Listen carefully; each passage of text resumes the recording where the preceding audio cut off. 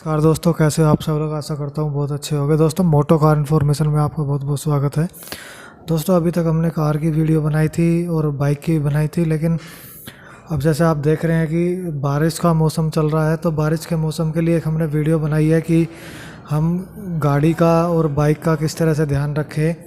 जो कि बहुत सारी चीज़ें हैं बारिश के समय कि भाई जो है रस्टिंग हो जाती है और भीगती है, बार बार गाड़ियों में प्रॉब्लम आती है या बाइकों में प्रॉब्लम आती है। तो आज उसी विषय में बात करने वाले हैं हम कि भाई कैसे उनका देख रेख रखें।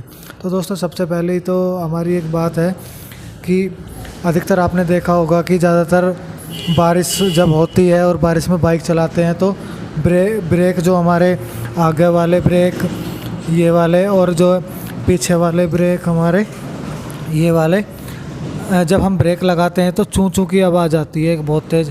जैसे